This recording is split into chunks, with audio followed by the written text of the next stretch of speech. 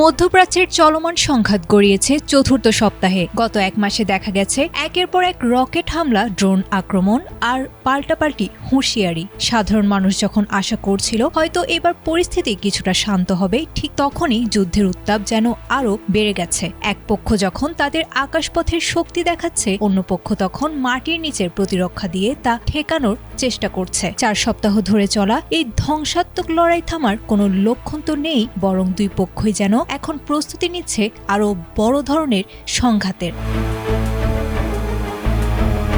এই উত্তেজনার মধ্যেই মার্কিন প্রেসিডেন্ট ডোনাল্ড ট্রাম্পের একটি সাক্ষাৎকার বিশ্ব রাজনীতিতে তোলপাড় সৃষ্টি করেছে। ফিনান্সিয়াল টাইমসকে দেয়া এক সাক্ষাৎকারে ট্রাম্প জানিয়েছেন তার মূল নজর এখন ইরানের অর্থনীতির প্রাণকেন্দ্র খার্গ দ্বীপের ওপর। ইরানের প্রায় 90% জ্বালানি তেল এই দ্বীপ দিয়েই বিদেশে রপ্তানি হয়। ট্রাম্পের পরিকল্পনা হলো এই দ্বীপটি দখল করে ইরানের আয়ের প্রধান পথ বন্ধ করে দেয়া। তিনি একে তুলনা করেছেন ভেনেজুয়েলার তেল রাজনীতির সাথে।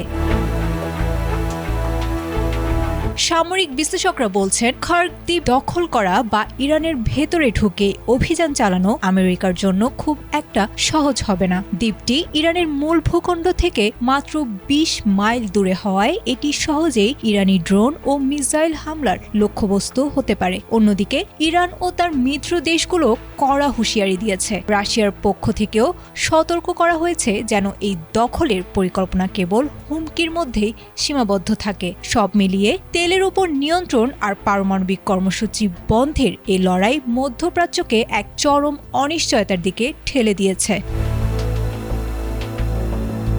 আয়েশা আক্তার, এটিএন বাংলা।